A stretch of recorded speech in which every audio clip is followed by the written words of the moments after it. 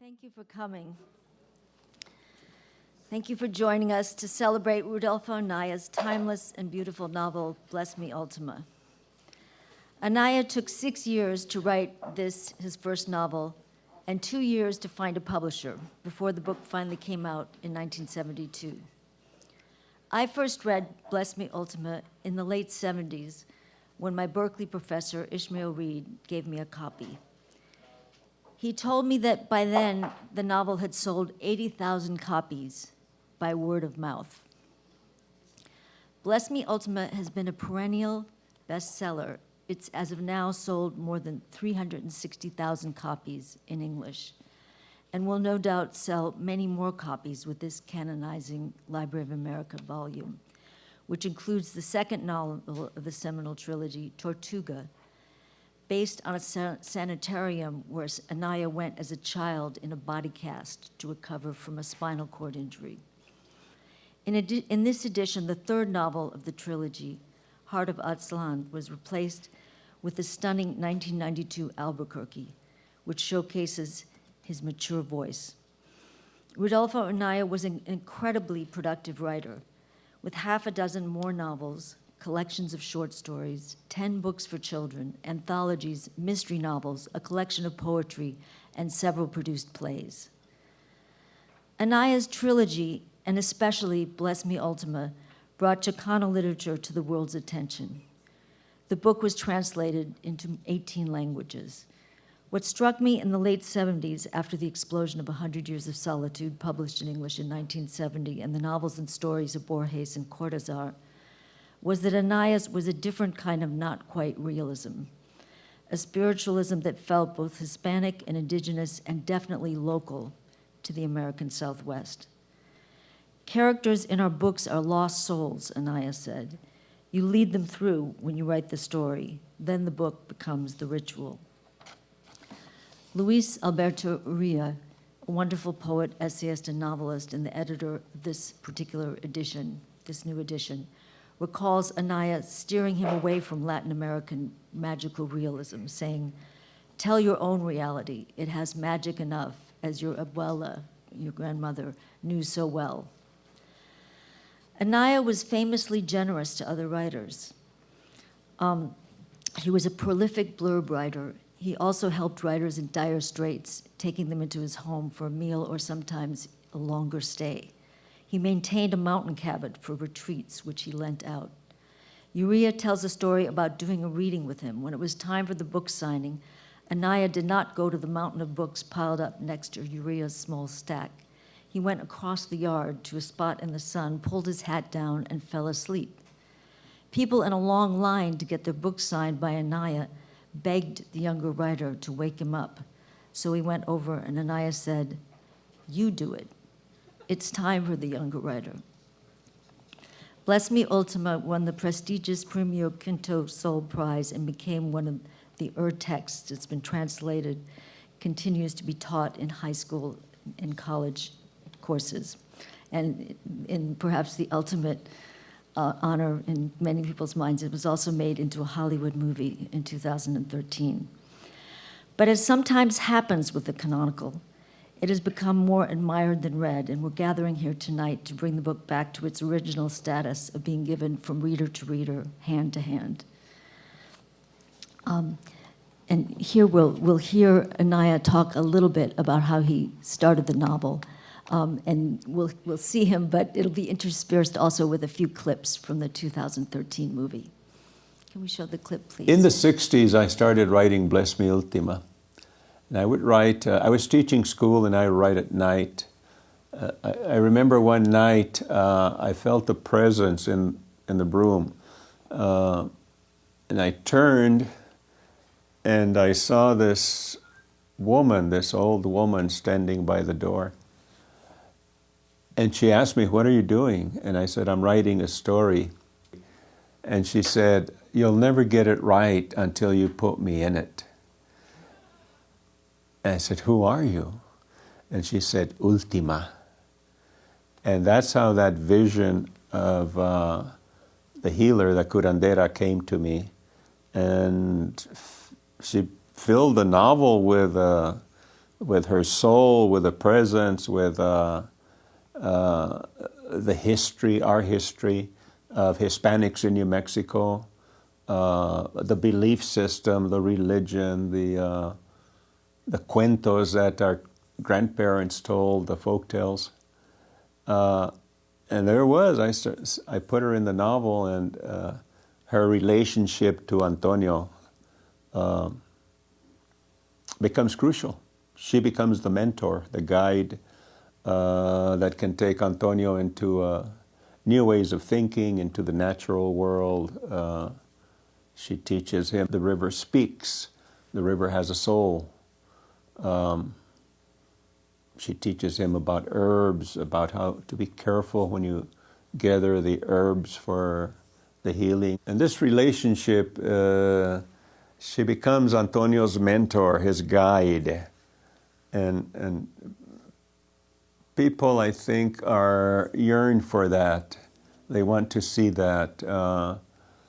We have too many books and too many movies where it's just all, I call it explosions and truck wrecks and these fantastic fires and what have you.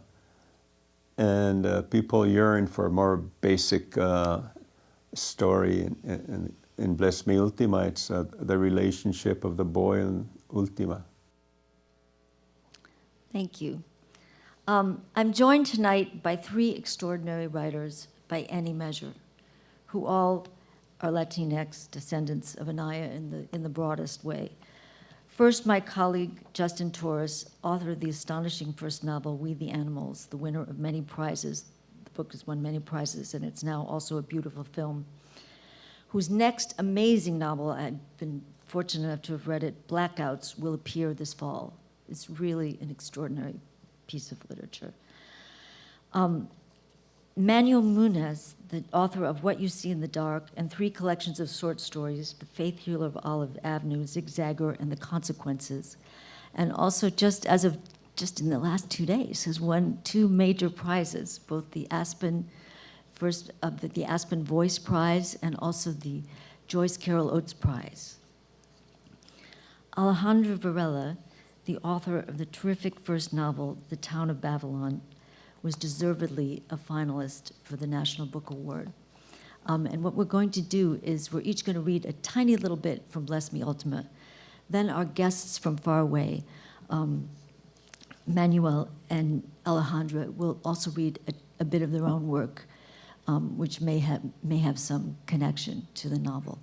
But we'll start off, even before we read from the book, we'll hear Anaya himself read his first paragraph.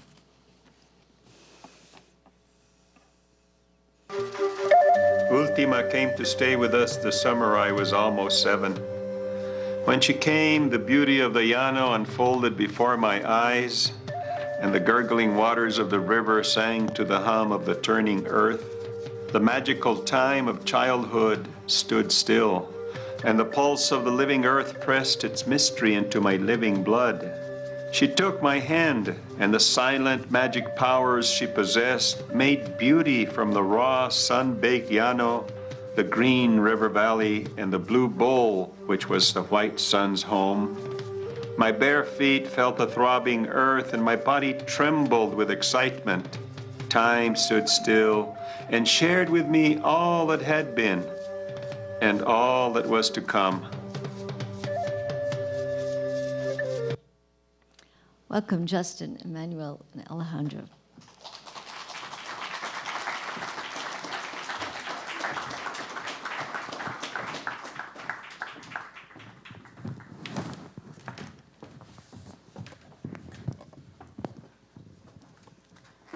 Justin, will you start off? Sure. Great, thank you. Hi, everyone. Thanks for coming out.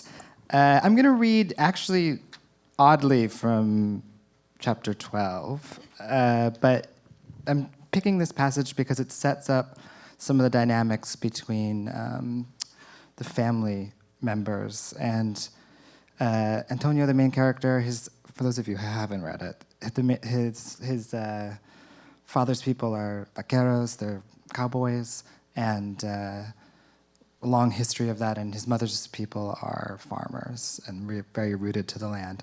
And a lot of the tension of the book is Antonio thinking about this opposition. So this section I'm going to read gets to some of that.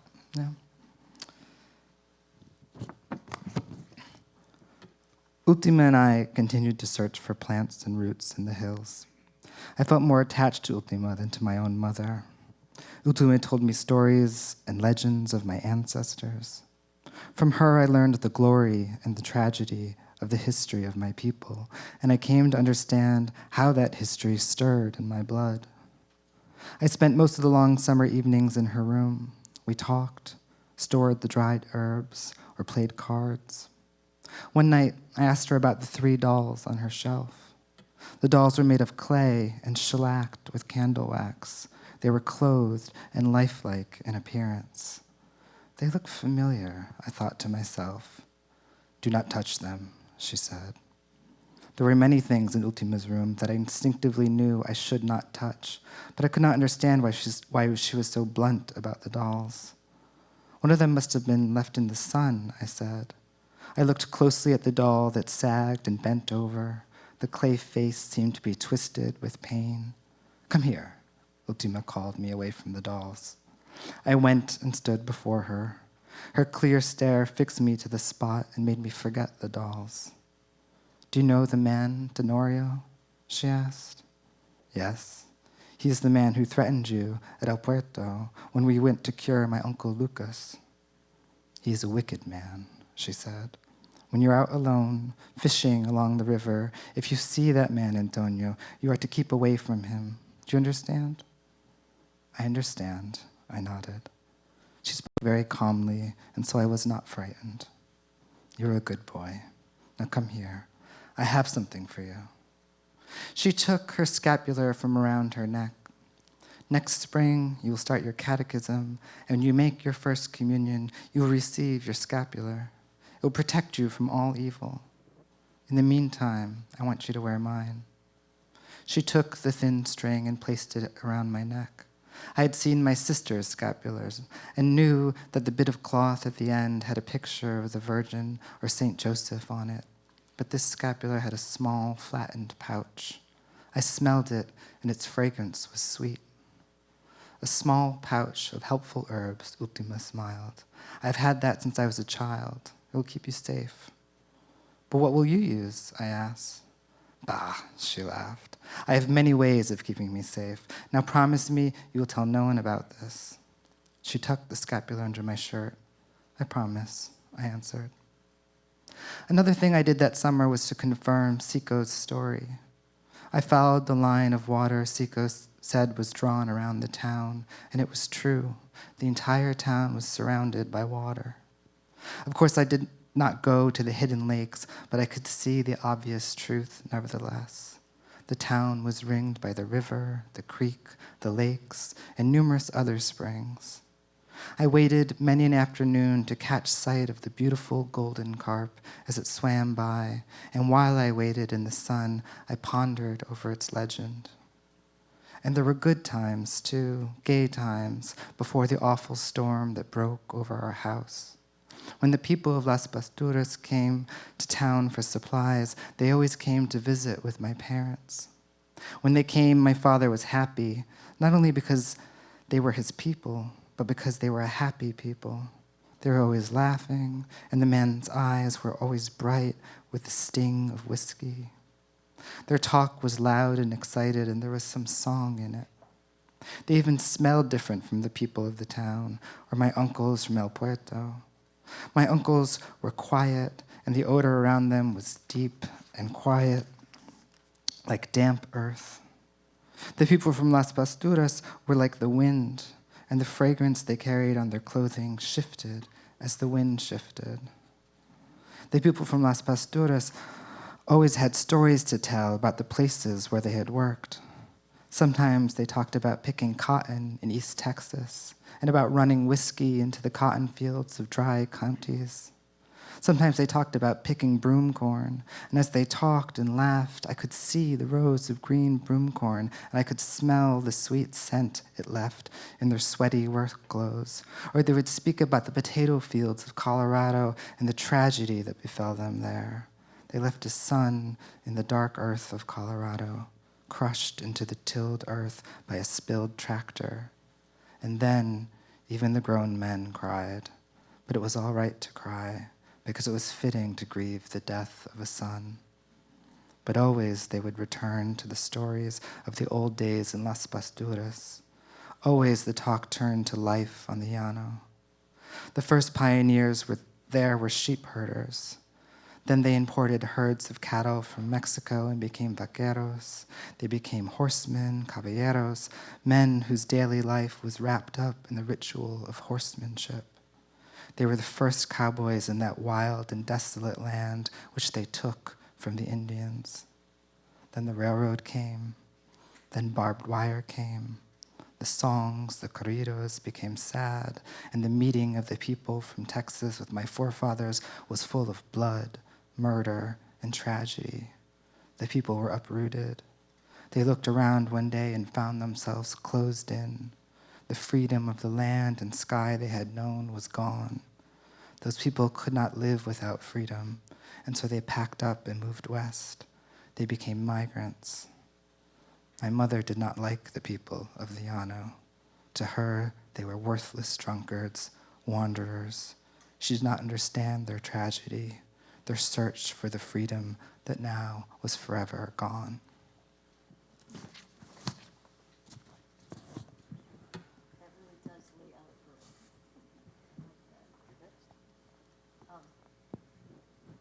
Oh, you're next. I'm going to read a very different passage,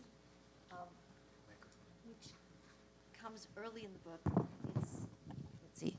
It comes early in the book, and it's a little more rugged. It reminds me a little bit of William Maxwell's "So Long, See You Tomorrow," where a child witnesses a crime. Here, Antonio slips out at night. Somebody has come to the house and said that a man that they all know to be unstable since the war has shot someone. So they're looking for him.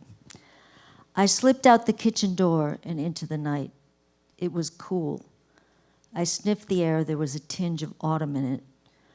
I ran up the goat path until I caught sight of two dark shadows ahead of me, Chavez and my father. We passed Theo's dark house and then the tall juniper tree that stood where the hill sloped down to the bridge. Even from this distance, I could hear the commotion.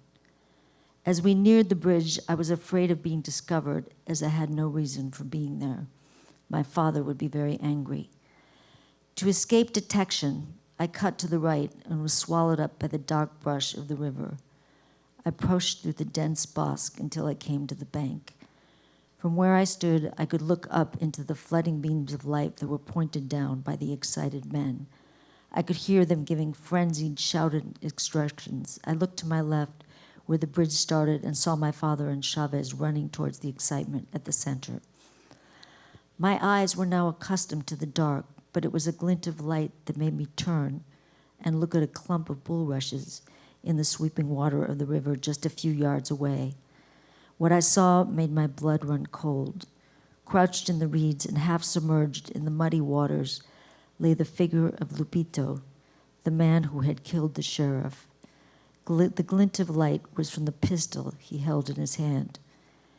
It was frightening enough to come upon him so suddenly, but as I dropped to my knees in fright, I must have uttered a cry because he turned and looked directly at me. At the same moment, a beam of light found him and illuminated a face twisted with madness. I do not know if he saw me or if the light cut off his vision, but I saw his bitter, contorted grin. As long as I live, I will never forget those wild eyes, like the eyes of a trapped, savage animal. At the same time, someone shouted from the bridge, "There!" Then all the lights found the crouched figure. He jumped, and I saw him as clear as if it were daylight. "Ay!" He screamed, a blood-curdling cry that echoed down the river. The men on the bridge didn't know what to do. They stood transfixed, looking down at the madman waving the pistol in the air. He cried again. It was a cry of rage and pain. The cry of a tormented man had come to the peaceful green mystery of the river, and the great presence of the river watched from the shadows, as I watched from where I crouched at the bank. Japanese soldier, he cried. I'm wounded, come help me, he called to the men on the bridge. The rising mist of the river swirled in the beams of the spotlights. Suddenly he leaped up and ran splashing through the water towards me. The lights followed him. He grew bigger. I heard his panting.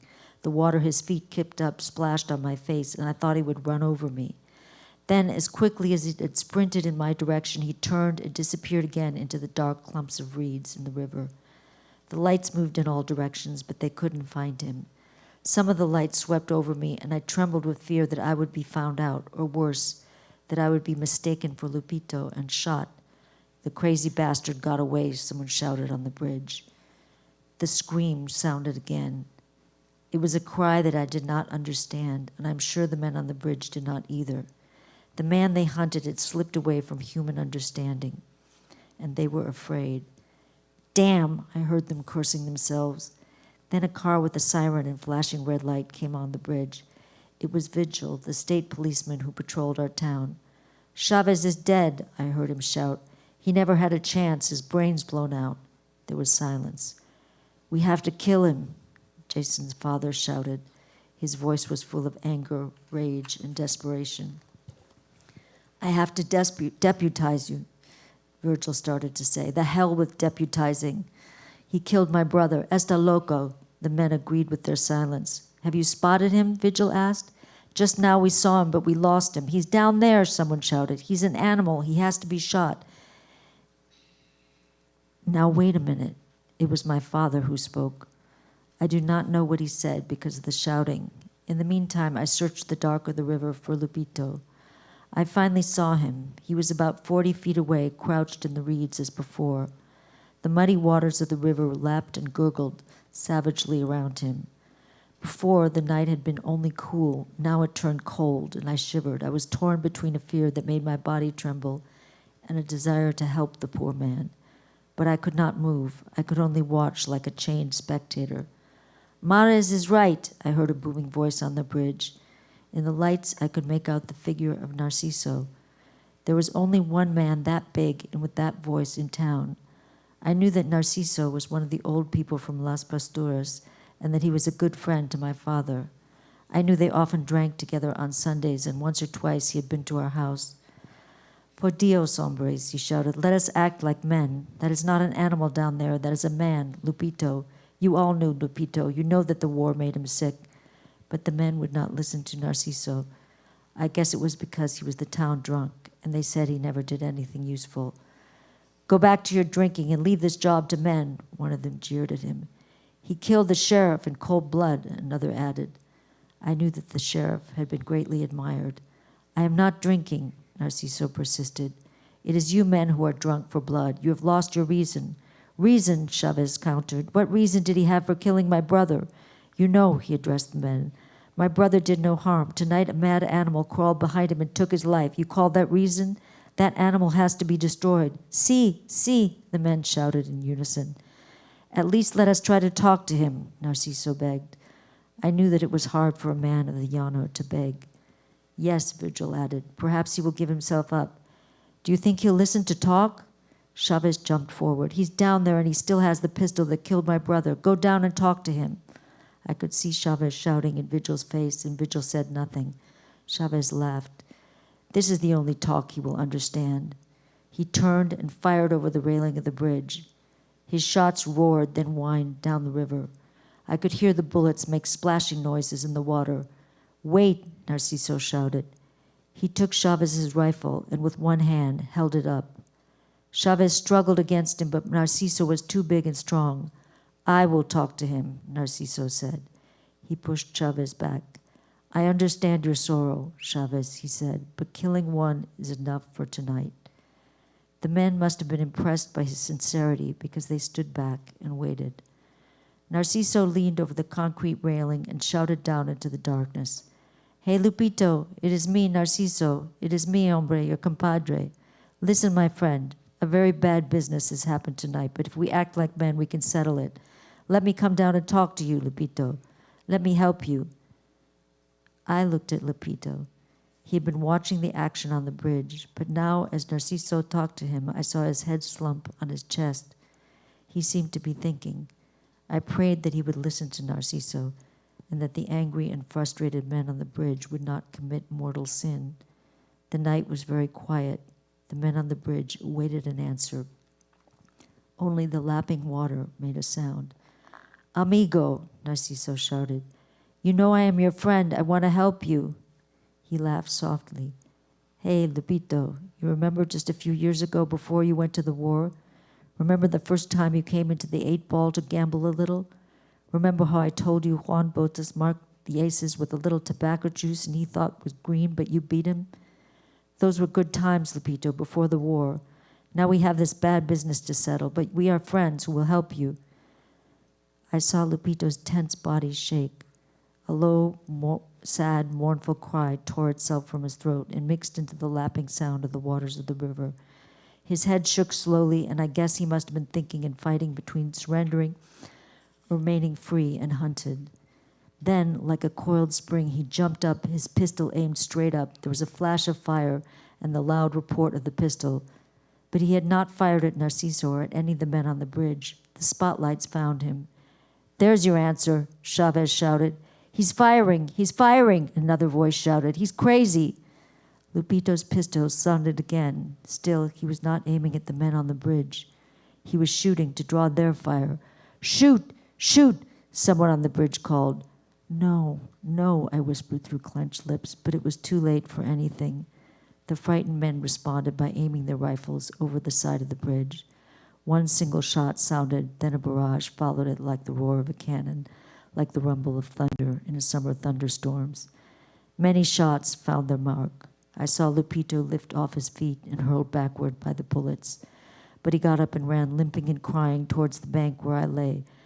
Bless me, I thought he cried, and the second volley of shots from the bridge sounded, but this time they sounded like a great whirling of wings.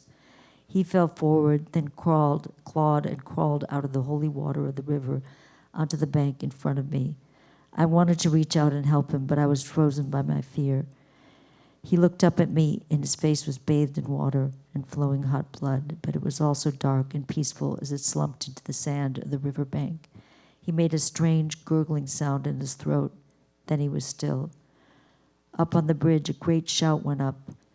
The men were already running to come down and claim the man whose dead hands hung into the soft, wet sand in front of me. I turned and ran.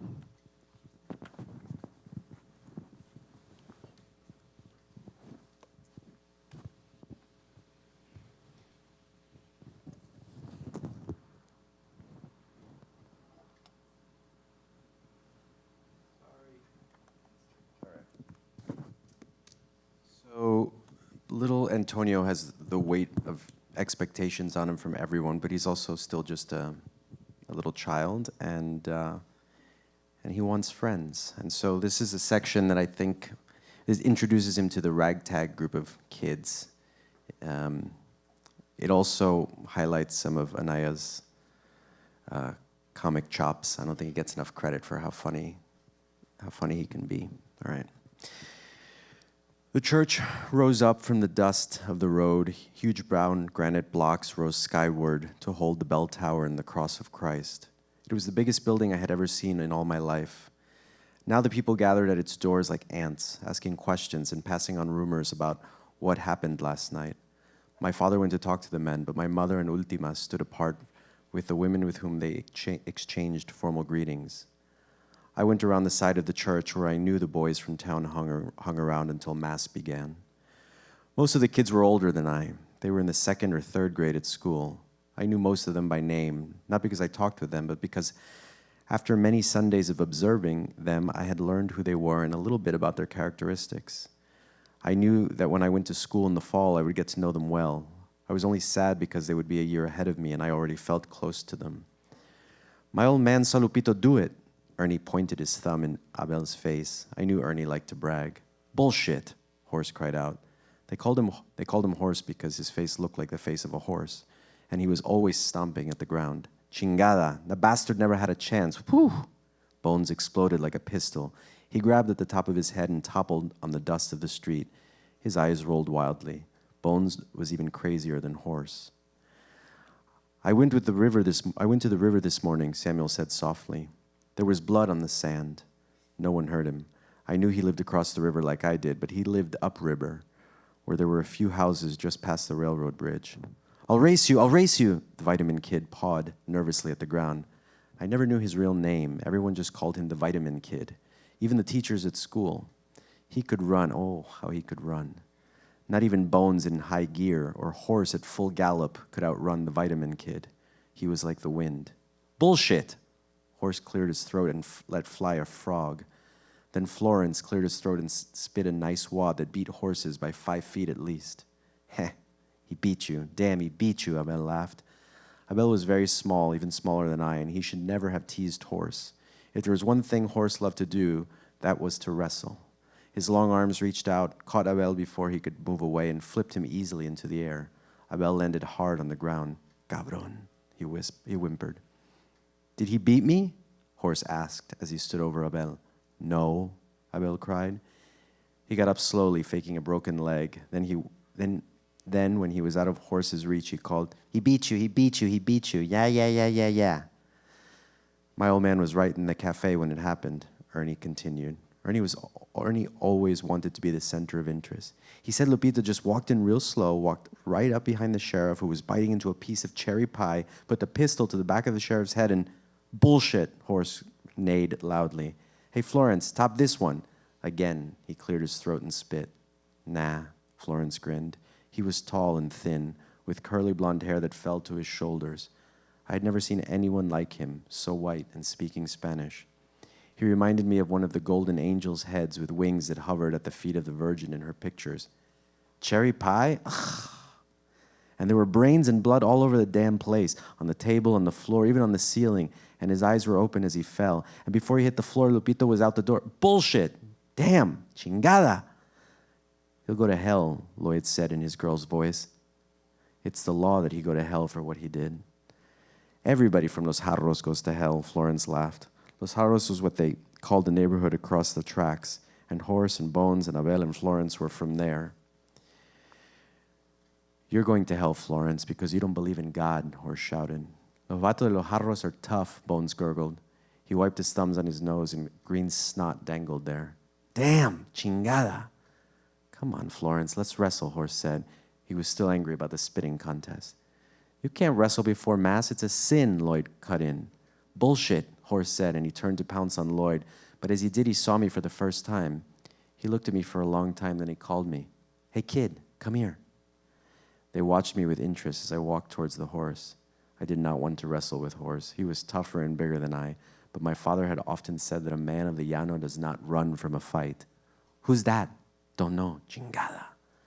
The horse reached for my neck, but I knew about his favorite trick and ducked. I went low and came up yanking at his left leg. With a hard pull, I flipped the horse on his back. Híjole, a la beca. Did you see that? The kid threw the horse. Everyone laughed at the horse in the dust. He got up slowly, his wild eyes never leaving me.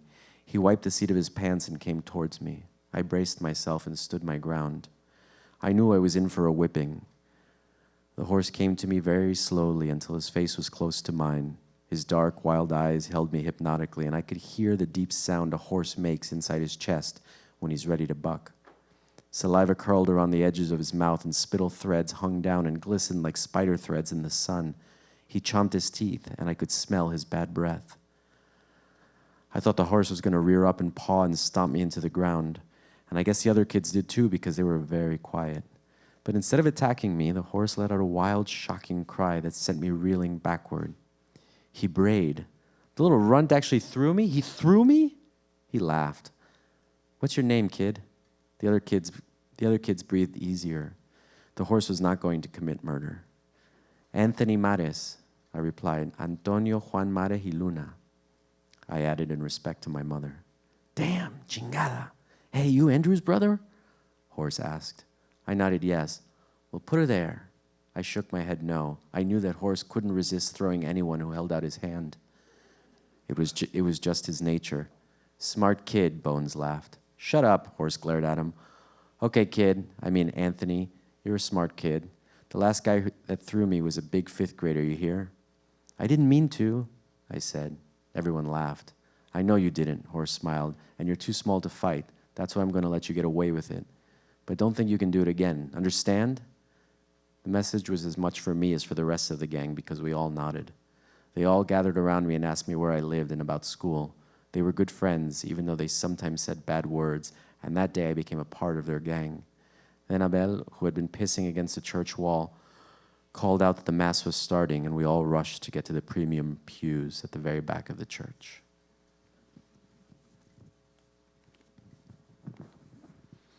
Buenas tardes. Thank you for letting me be here. Chapter 4, Cuatro. I'm the sentimentalist, so I love the moment when Ultima goes out with Antonio to show him how to pick all the good things of the land. There is a time in the last few days of summer when the ripeness of autumn fills the air and time is quiet and mellow. I lived that time fully, strangely aware of a new world opening up and taking shape for me. In the mornings, before it was too hot, Ultima and I walked in the hills of the Llano, gathering the wild herbs and roots for her medicines. We roamed the entire countryside and up and down the river. I carried a small shovel with which to dig, and she carried a gunny sack for which to gather our magic harvest. Ay, she would cry when she spotted a plant or root she needed. What luck we are in today to find la hierba del manso. Then she would lead me to the plant her owl eyes had found and ask me to observe where the plant grew and how its leaves looked. Now touch it, she would say. The leaves were smooth and light green. For Ultima, even the plants had a spirit, and before I dug, she made me speak to the plant and tell it why we pulled it from its home in the earth. You that grow well here in the arroyo by the dampness of the river, we lift you to make good medicine. Ultima intoned softly, and I found myself repeating after her. Then I would carefully dig out the plant, taking care not to let the steel of the shovel touch the tender roots. Of all the plants we gathered, none was endowed with so much magic as the hierba del manso. It could cure burns, sores, piles, colic in babies, bleeding dysentery, and even rheumatism. I knew this plant from long ago because my mother, who was surely not a curandera, often used it. Ultima's soft hands would carefully lift the plant and examine it. She would take a pinch and taste its qualities. Then she took the same pinch and put it into a little black bag tied to a sash around her waist. She told me that the dry contents of the bag contained a pinch of every plant she had ever gathered since she began her training as a curandera many years ago. Long ago, she would smile, long before you were a dream, long before the train came to Las Pasturas, before the Lunas came to the valley, before the great Coronado built his bridge. Then her voice would trail off and my thoughts would be lost in the labyrinth of time and history I did not know. We wandered on and found some oregano, and we gathered plenty because it was not only a cure for coughs and fever, but a spice my mother used for beans and meat. We were also lucky to find some osha because this plant grows better in the mountains. It is like la hierba del manso, a cure for everything. It cures coughs or colds, cuts and bruises, rheumatism and stomach troubles. And my father once said that the old shepherders used it to keep poisonous snakes away from their bedrolls by sprinkling them with osha powder. It was with the mixture of osha that Ultima washed my face and arms and feet the night Lupito was killed. In the hills, Ultima was happy. There was a nobility to her walk that lent a grace to the small figure. I watched her carefully and imitated her walk, and when I did, I found I was no longer lost in the enormous landscape of hills and sky. I was a very important part of the teeming life of the Llano and the river. Mira, qué suerte tunas, Ultima cried with joy and pointed to the ripe red prickly pears of the nopal. Run and gather some and we'll eat them in the shade of the river. I ran to the cactus and gathered a shovelful of the succulent, seedy pears. Then we sat in the shade of the alamos of the river and peeled the tunas very carefully because even on their skin they have fuzz spots that make your fingers and tongue itch. We sat and ate and felt refreshed. The river was silent and brooding. The presence was watching over us. I wondered about Lupito's soul. It's almost time to go to my uncle's farms in El Puerto and gather the harvest, I said. Ultima nodded and looked to the south. Do you know my uncles, the Lunas? I asked. Of course, child, she replied. Your grandfather and I are old friends. I know his sons. I lived in El Puerto many years ago. Ultima, I asked, why are they so strange and quiet? And why are my father's people so loud and wild? She answered, it's the blood of the Lunas to be quiet, for only a quiet man can learn the secrets of the earth that are necessary for planting. They are quiet, like the moon. And it is the blood of the mares to be wild, like the ocean from which they take their name, and the spaces of the llano that have become their home. I waited, then said, now we have come to live here near the river, and yet near the llano, I love them both. And yet I am of neither. I wonder which life I will choose. Ay, hijito, she chuckled, do not trouble yourself with these thoughts. You have plenty of time to find yourself. But I'm growing, I said. Every day I grow older. True, she replied softly. She understood that as I grew, I would have to choose to be my mother's priest or my father's son. We were silent for a long time, lost in memories that the murmur of the morning wind carried across the treetops. Cotton from the trees drifted lazily in the heavy air. The silence spoke, not with harsh sounds, but softly, to the rhythm of our blood. What is it? I asked, for I was still afraid. It is the presence of the river, Ultima answered. I held my breath and looked at the giant, gnarled cottonwood trees that surrounded us. Somewhere a bird cried, and up on the hill the tinkling sound of a cowbell rang. The presence was immense, lifeless yet throbbing with its secret message. Can it speak? I asked and drew closer to Ultima. If you listen carefully, she whispered. Can you speak to it? I asked, to the whirling, haunting sound touched us. I, my child, Ultima smiled and touched my head. You want to know so much? And the presence was gone. Come, it's time to start homeward. She rose and with a sack over her shoulder hobbled up the hill. I followed. I knew that if she did not answer my question, that part of life was not yet ready to reveal itself to me, but I was no longer afraid of the presence of the river. We circled homeward. On the way back, we found some manzanilla. Ultima told me that when my brother Leon was born, that his mollera was sunken in and that she had cured him with manzanilla. She spoke to me of the common herbs and medicines we shared with the Indians of the Rio del Norte. She spoke of the ancient medicines of other tribes, the Aztecas, Mayas, and even those in the old country, the Moors. But I did not listen. I was thinking of my brothers, Leon and Andrew and Eugene. When we arrived home, we put the plants on the roof of the chicken shed to dry in the white sun. I placed small rocks on them so the wind wouldn't blow them away. There were some plants that Ultima could not obtain on the llano or the river, but many people came to seek cures from her, and they brought in exchange other herbs and roots. Especially prized were those plants that were from the mountains. When we had finished, we went in to eat. The hot beans flavored with chicos and green chile were muy sabrosos. I was so hungry, I ate 3 whole tortillas. Thank you. So what do we say about this book? Where does it, it's now, it's a little more than 50 years old. I think it's about 51 years since it was published, which means it's probably 53 years or something since he finished writing it.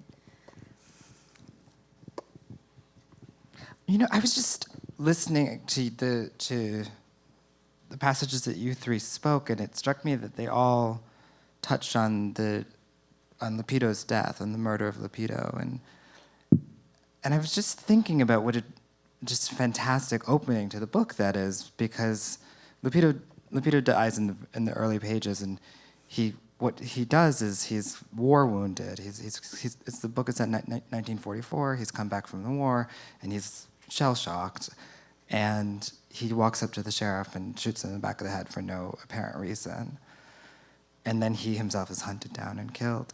And to talk about destabilization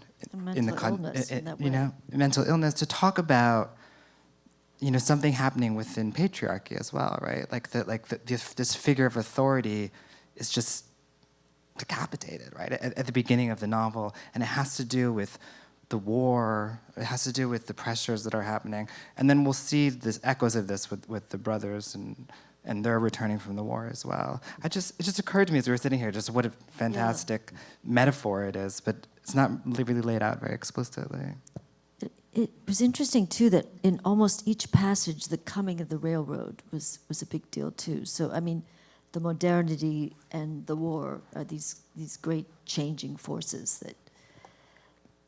But it's both this massive event to start a book with this, with this murder, but then double murder, really. Yeah. But it's also foreshadowing, because there's another murder and another murder and another murder, and it's a theme, that keeps coming back. And I think it's hard not to see that in light of this sort of imperialism that's happening on the that's sort of there in the shadows, the way the war is affecting people, the testing of the bomb that they allude to, and then just the constant tension, the imperialism that is happening internally in a lot of these characters, the tension between indigenous and European, and it's just always there. And so I think, and Antonio he's our hero because he's the one that's sort of like, no, I'm not going to let go. I'm going to hold on to my roots, and Ultima is that conduit for him, the source of strength to try and hold on.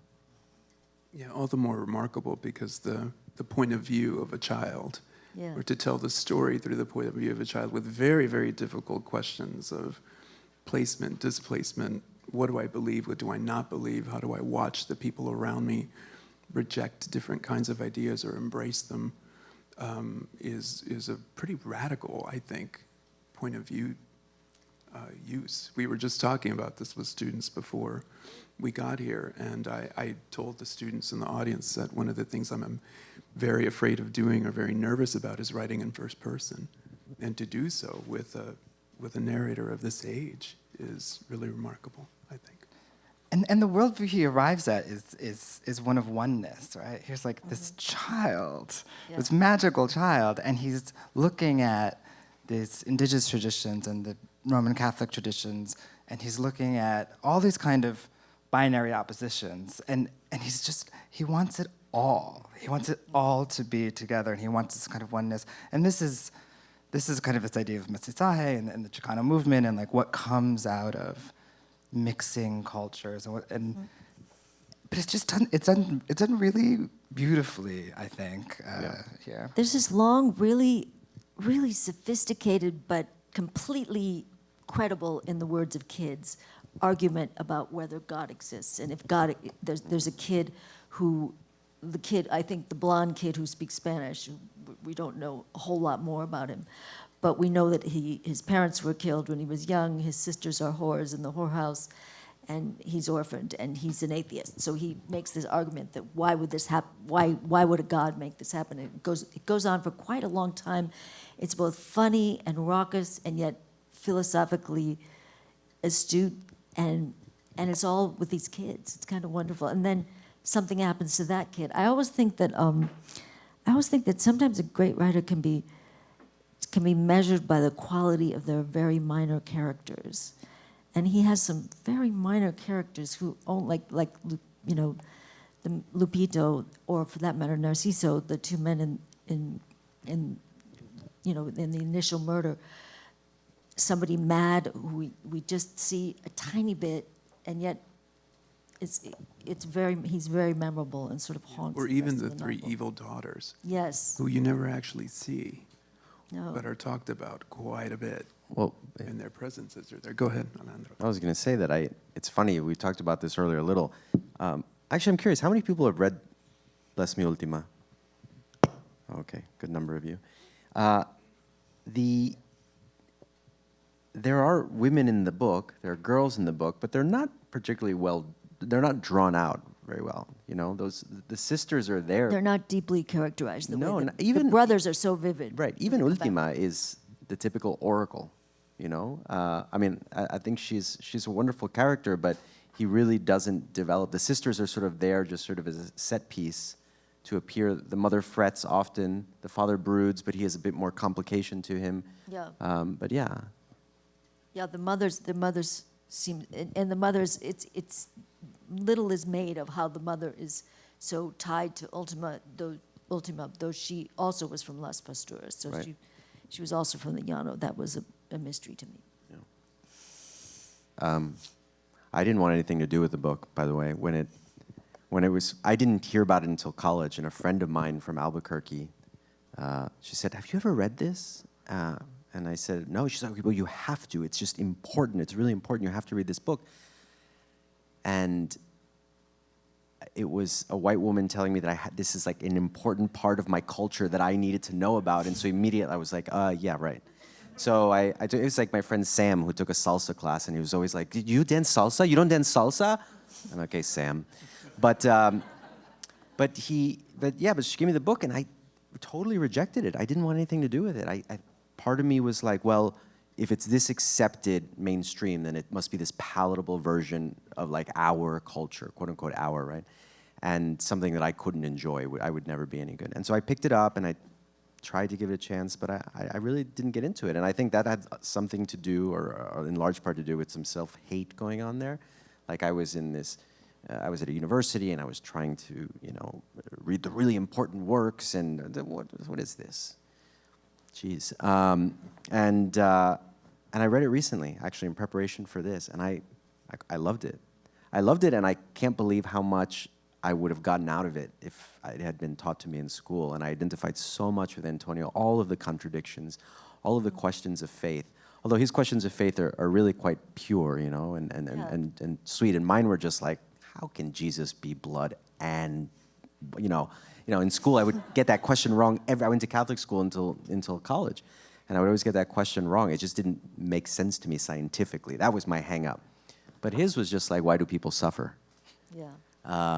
But yeah, I mean, it's a very important book that took a long time, but I love that the reasons that I put off that book are very much the tensions that he explores in the book. The push and pull of like old world and new world, of trying to fit in, and he gets to the school and then suddenly he feels like the outsider. And everything he does, all of his allegiances to Ultima make him an outsider. And it's hard not to see that as him trying to hold on to what is of the indigenous culture, and to keep the sort of colonialism and imperialism at bay. We're still doing that, apparently. I first encountered this novel in '97 in graduate school, '95 or '97, somewhere around there. My advisor was the Chicano novelist, the East LA novelist, Elena Maria Viramontes. And when I first went to her office and she was trying to get a gauge on what I had read, was appalled by what I had not read. And I did my undergraduate at Harvard, and she couldn't believe that I hadn't read anything basically past the 19th century. And so, as she famously said, "Manuel, what do they do to you? What do they do to you?" And she wrote down a list of books, including Anaya's book and many others. But her point in doing so is to say, listen, I want you to read as many of these as you can. There might be some of these here that aesthetically or artistically may not be in tune with what you think you want to do on the page. But I think it is very important for you to know what your lineage is and to know what has come before and what kind of doors have been opened over time in terms of the kinds of literature that has come through. And she taught me a whole lot about the history of small presses, the press is supportive of these kinds of voices and these kinds of stories. So there's, I think, some more to say too about the first encounter I had with it, and then rereading it also recently for this panel. And really, as I said before, the thing that struck me most was just how much you put into the giving voice to a child, which I think is a very, very powerful thing to do. There's a lot more to say about this book. I mean, the least of which is it's regularly appeared on the book banning lists. You know, it's been taken out of libraries in 2008 and 2013. But I'm more interested in hearing each of you now read a little bit from your new work. Not Justin, because Justin has a new book in fall, and we'll be celebrating that then. But I'm hoping you two will each read a little bit from your work. I'm going to read up there. And your book, you're reading from a new story, from a story from your new book? I'm going to read from Babylon. Okay, great. Novel.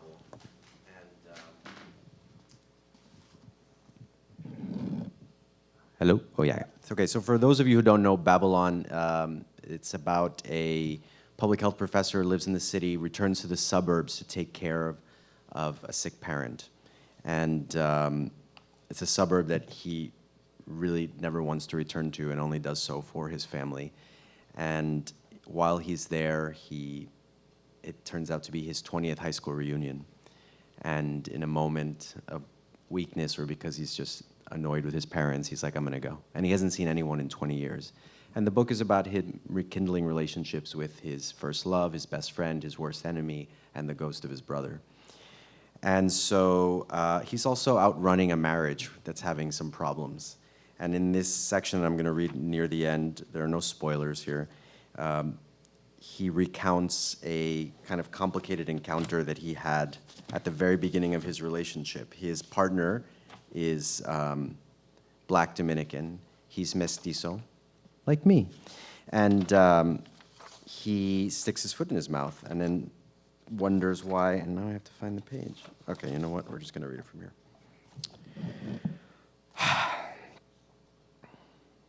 After that day, Marco stopped calling and messaging me with the same elan. He wasn't rude, but he wasn't interested anymore. He was kind enough to wait for me to get the hint instead of dumping me outright. That encounter stayed with me for a long time. I couldn't understand why I held on to such archaic notions.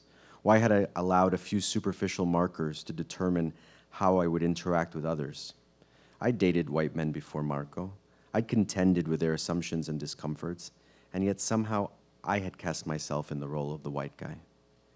In brief, I had fallen prey to the Latinx hierarchy. A lens, really. A racist lens with tiers and a color gradient. At the top, unsurprisingly, sit European Latinxes, whiteinos, irrespective of nationality or ethnicity.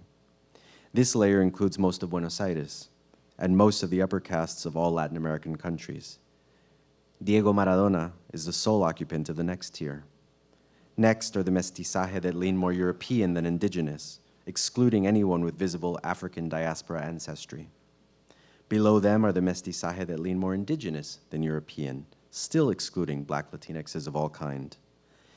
Each of these tiers is then stratified by nationality, beginning with white Argentines who don't live in the capital, Chileans who disdain Argentines, followed by non-coastal Colombians, despite how large El Costeño, Gabriel Garcia Marquez, looms globally. Next, the Mexican actor Cantinflas, and other South Americans. Peruvians of Japanese descent follow. The subsequent tier is occupied by Central Americans, again stratified by genotype, but still not inclusive of black people. Below them is the trifecta, Puerto Ricans, the Mexicans who haven't won Oscars, and Dominicans, all of whom, not coincidentally, have some of the longest, most oppressive histories with the United States. The penultimate tier includes indigenous people without African ancestry, who were labeled indios, as per the ignorance of 15th century imperialists. Last are all the permutations of the African diaspora, Black indigenous, Black Latinx, Afrodescendientes, Morenos and Pretos, Creoles and Maroons, Miquitos, Raizales, Garífunas, countries with plurality of or majority Black populations like Belize, Panama, Guyana, Suriname, French Guiana, Haiti, Trinidad and Tobago, Jamaica, and all heretofore unmentioned Caribbean nations. This tier 2 is subject to discrimination based on hue and shade. Cubans are their own category and merit a secondary analysis. After all, their revolution continues. They somehow stood up to the empire and have thus far survived, giving them an almost magical status.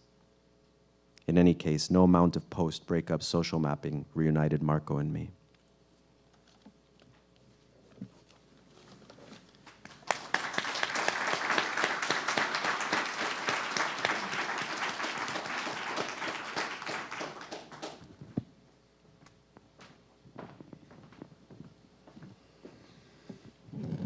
Thank you once again for being with us tonight.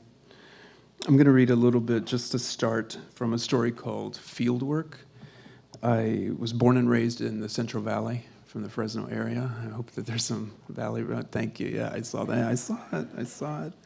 And there's always the assumption that what we write about is really our lives. And this is the closest I've gotten to memoir, but it's not memoir. My father had a stroke about 7 years ago, and listening to him as he was recovering, telling me stories that I had never heard before, created a really strange and new dynamic between us, and this is a little bit of what that is, Fieldwork. When I was younger, I dreamed aloud about leaving the valley, and my mother's question was always, to do what? She asked it in Spanish, of course, and the single answer, the only answer I could have dared was trabajo. Work demanded everything of my family. My mother had come to the valley from Texas when she was very young because of work. Her older sister had gone ahead of her for the same reason, though my mother later told me that my tia was all talk, that she never worked a day in her life. Her brothers, my tios, hunched everywhere in the fields, no matter the season. The valley was all about work if you wanted it, and Fresno was a city big enough for anyone. My best friend told me that his family, like mine, had come to the Fresno area because of the field work, too. His father and his mother drove a truck from town to town looking for crops to pick, and they lived like that until the truck broke down on Highway 99 outside of Selma. They had no money to fix the truck, so they settled there. My best friend doesn't know if this story is entirely true or not, but I can easily picture his father, cigarette in hand, standing at the side of the highway and wasting no time making a decision. His father, like mine, is pragmatic, with little patience for dreaming. His father, like mine, had come up from Mexico, the poorest of the poor, just as many Mexican fathers had come before them. And here was my father now, still not dreaming, but sleeping deeply in the fluorescent dullness of a county rehab center, recovering from a stroke, and me out of work, tasked by my mother to look after him. We'd been alternating all overnights at the rehab center, my mother and I, sleeping in my father's room and then switching off after the morning meal.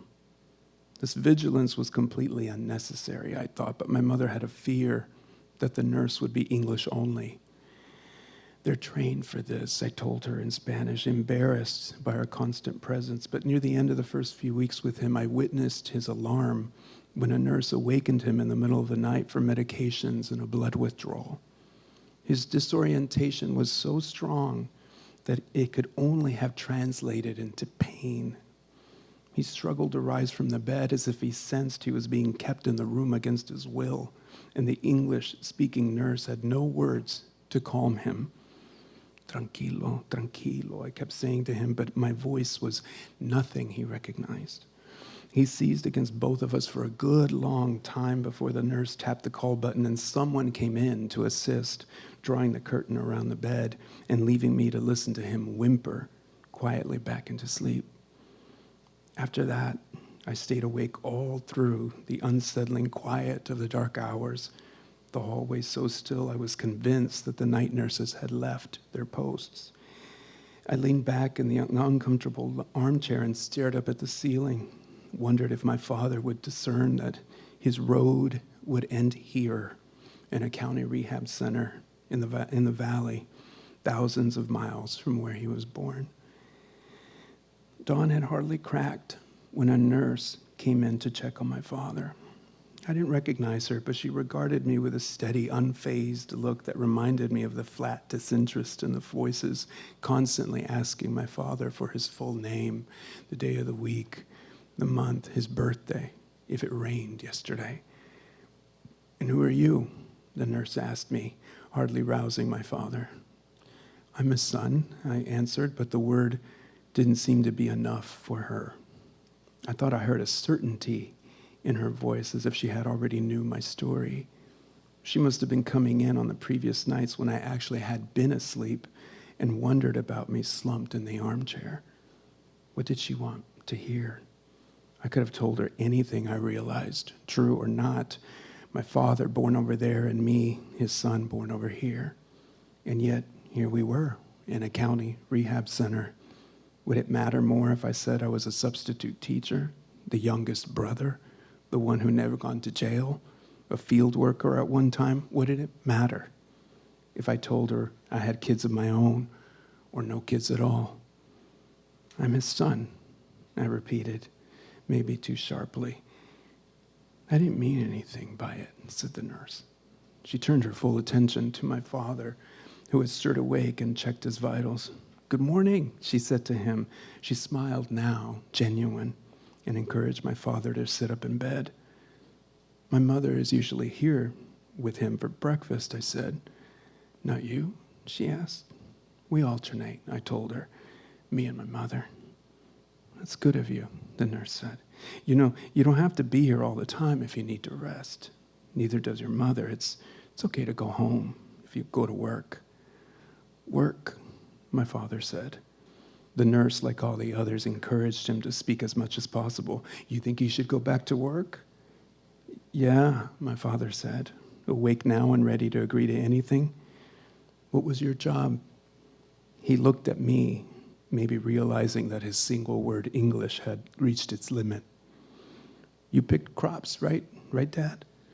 "Yeah," he agreed, but with great hesitation, as if he had to think about it, to be sure. "Really?" remarked the nurse. She was preparing to draw a vial of blood from him, and I could tell that she welcomed his distraction. Just like all the men who had gone up north in the valley before him, I thought, and wired back money from picking oranges and grapes and peaches. "Naranjas, right, Dad?" When he heard the Spanish, he nodded and continued recalling in his own language. "Cotton and tomatoes, too, and almonds," my father added, "and figs and nectarines, and there was so much work, apricots, plums, corn, pistachios, the lemon groves over on the eastern slope of the valley, walnuts and cauliflower, cherries and pears." He kept remembering things. Strawberries hiding in the dirt, pecans, persimmons, avocado trees and the prettiest green rows you've ever seen, olives and wheat, hay bundled up for the horses and the cows, apples because the Americanos like their pie. "You picked all those things?" I asked him. "Yeah," my father said, nodding his head.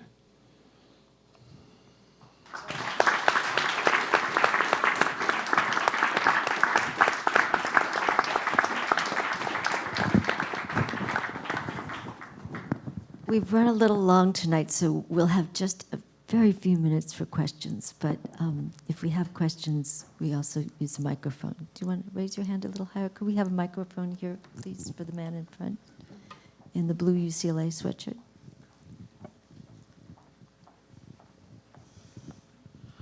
Yeah, so I got a question about Ultima. So I would say right now, Los Angeles, black and brown, is very divided at every level, from LAUSD, LACCD, the city council, in the streets, with the gangs, everywhere. So I would say Ultima talks about the Aztec, the Maya, but she also talks about the Moors when she was talking about the different medicines. So what do you think Ultima has to offer people today, the youth, the adults, the OGs, everybody that's black and brown to come together. Seems like a question for you, Alejandro. It's a great question. I mean, I'd love to think of Ultima as being someone who would be a uniting force, you know, who kind of stands in both worlds and holds them together. But that's a hope. I don't know, and I don't know if.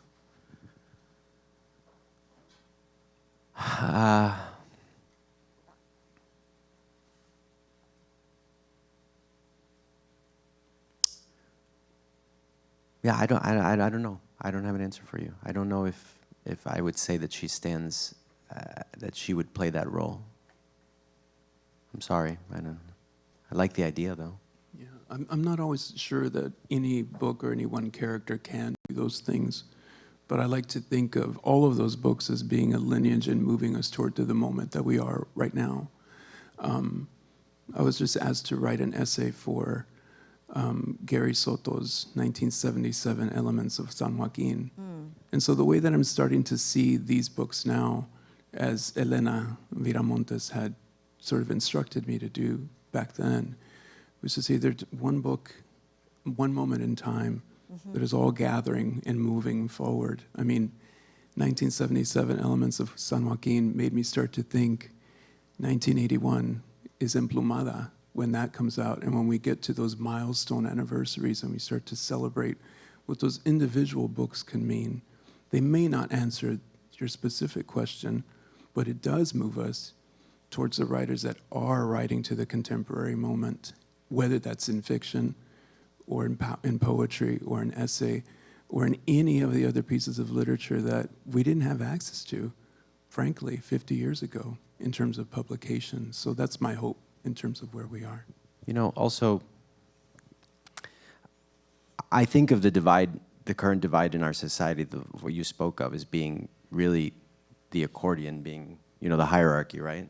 Like when it's collapsed, we're more united. And that's essentially what I write about in Babylon, this idea that community is important above all things, but that capitalism drives us towards an individualistic sort of model. And Ultima, I guess, in that way, does represent something more collective. But yeah, so long as there's a conquer and divide strategy in our society that presents scarcity as kind of the only option, then it's very easy for us to turn against each other. And so, yeah, I don't have because you have it, right? As opposed to like, no, who really has it? And so, maybe in that way, Ultima represents something more uniting, the accordion at rest as opposed to stretched out.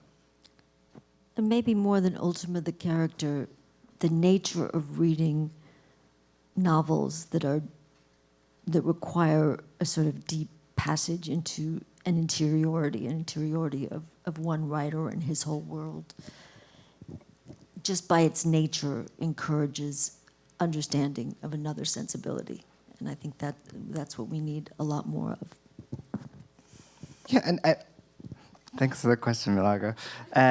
I think that she's all about interconnectedness. You know, the fact that in that moment she reaches back to the Moors and she does not forget the African presence in the Spanish conquest, right? Like that's Ultima, right? And she's always focused on the interconnectedness. And there's a moment in this story where another family is being haunted by ghosts, and the ghosts are the ghosts of the native people who had that land, who were dispossessed. And she's the one who understands their burial rituals. And she's the one who can kind of cleanse that because she pays respect to the land that's been stolen.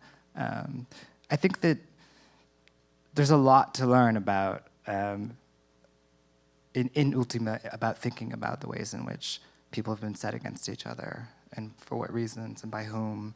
And though there's not a lot of, besides that one moment, the Moor, there's not a lot of black presence. I mean, it's New Mexico in 1944. That sense of interconnectedness, I think, is throughout the novel, permeates the novel. Yeah. There's something to add, though, I want to say about the one refrain that she uses about anytime somebody asks her for help. is that it comes with a condition. As long as I don't get into, you don't disrupt the habits of man. Yeah. Something like that. And it's an acknowledgement that there are one way to do things, but it is very much an earthbound way, and she has another way to want to solve or resolve conflicts, is, to bring it into the mode of the question. So I think that's an important thing to think about for Ultima. Yeah. We have one more question back there.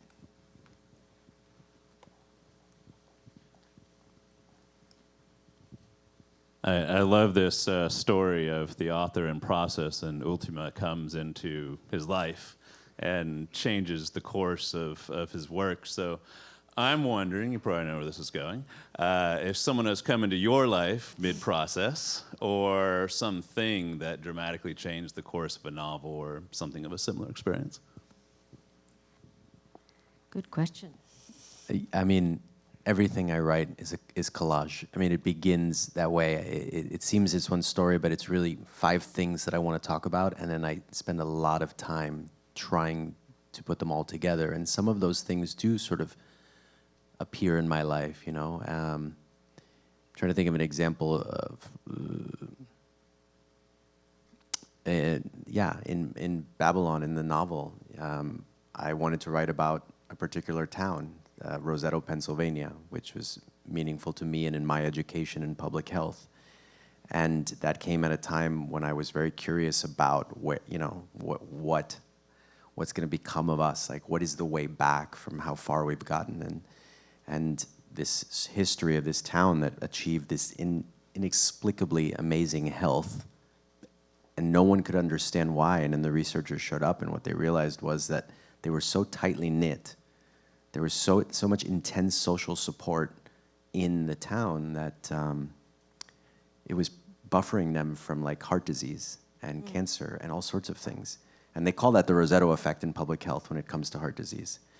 And I said, I have to, this is, yeah. So I took that and then took the story of my own upbringing and put those things together. But if that hadn't landed that landed in my lap sort of, or I learned it when I needed to learn it. Yeah. But nothing quite like Ultima appearing in a dream. That is yet to happen in my writing process.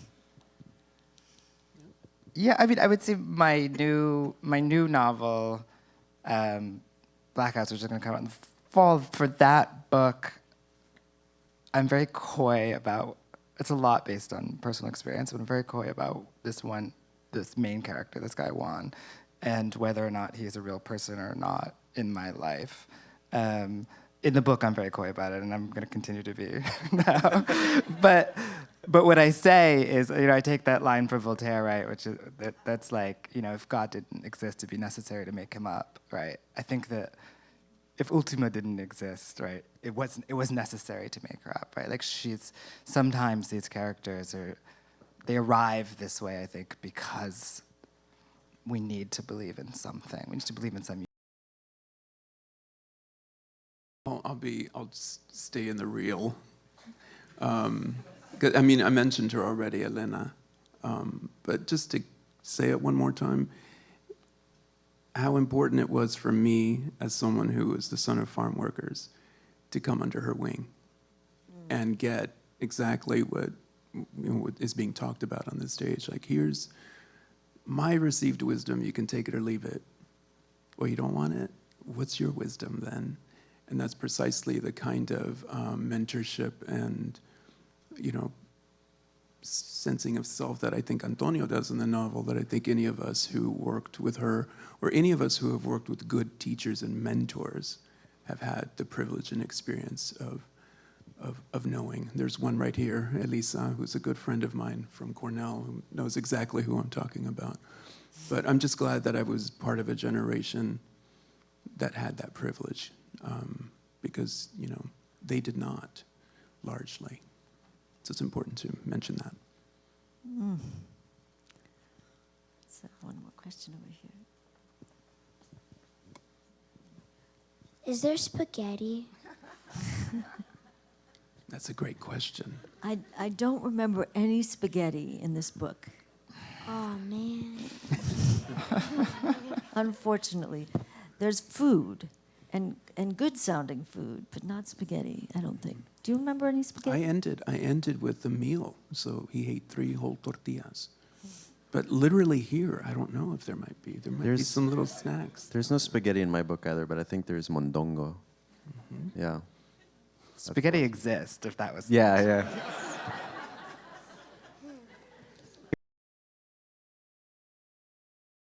Here with the That's it, scarf yeah. behind you. Thank you all so much. Bless Me Ultima, the first time in the 1980s, and it was handed to me from a reporter in a Western Colorado newspaper. There's a Mexican-American reporter. Curious about how this is a certain style, genre. It's not necessarily magical realism in the order of Marquez, but what would it be called, and what would your genre be called on the more American, Latino, Chicano, whatever style it is? Because it's magic, right? And it's beautiful, but it's not Latin American so much.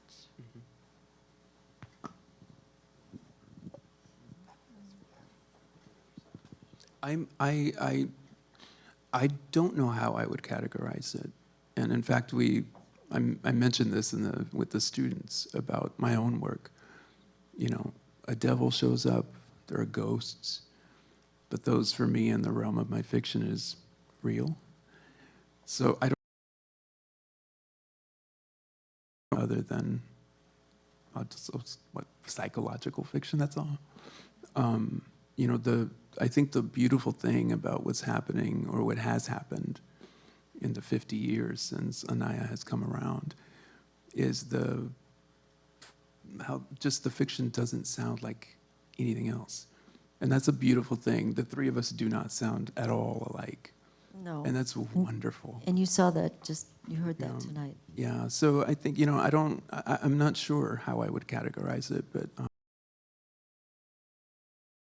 are helpfully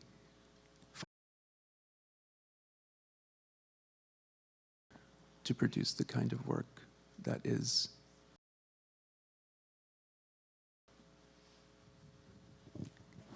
Thank you so much, and Manuel and Alejandro, and I hope Justin will all sign books. More questions, they'll answer. To get on our mailing list, because in May we'll have the wonderful writer Sigrid Nunez will come and read